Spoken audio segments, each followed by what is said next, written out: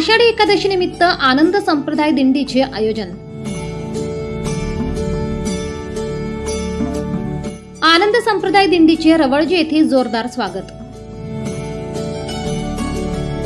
दरवर्षीप्रमाणे यंदाही आषाढी एकादशी निमित्त नाळीद आणि इल्सी येथून आलेल्या पायी दिंडीतील पालखीचे रवळजी नगरीत जोरदार स्वागत करण्यात आले।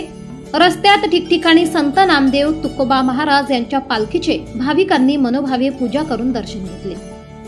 नाळीद व इल्सी येथून प्रति पंढरपूर कळवण येथे दर्शनासाठी निघालेल्या श्री क्षेत्र दत्त महाराज मंदिर नाळीद येथील आनंद संप्रदाय यांच्या वतीने पायी दिंडीतील पालखीचे रवळजी येथे हनुमान मंदिरात जोरदार स्वागत करण्यात आले।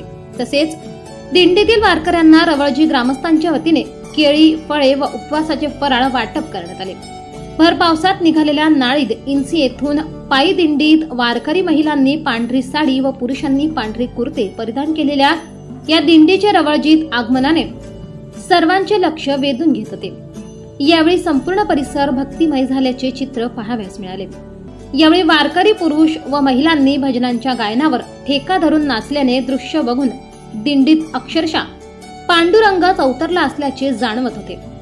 आनंद संप्रदाय सोहळा नाळीद दिंडीचे प्रमुख हरिभक्त परायण गंगाजी महाराज बागुल व आयोजकांचे दशरथ बाबा निकम, बाळासाहेब निकम, नाना कोते, अशोक निकम, बाळासाहेब जाधव, दीपक निकम, कौतिक निकम, विनोद भालेराव, शरद निकम, भाऊसाहेब जाधव, जीवन बागुल, ठाकरे बाबा, दीपक भालेराव, रावसाहेब भालेराव, बुधा पवार, यशवंत भालेराव, बापू जगताप, पत्रकार साहेबराव निकम आदींसह ग्रामस्थांनी स्वागत केले।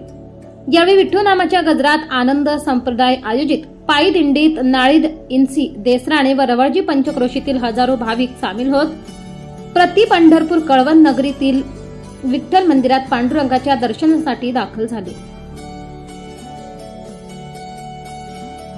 मराठी केसरी न्यूज साठी तालुका प्रतिनिधी साहेबराव निकम, कळवण। दिवसभरातील ताज्या घडामोडी बघण्यासाठी आजच मराठी केसरी न्यूजला लाईक, शेअर आणि सबस्क्राईब करा।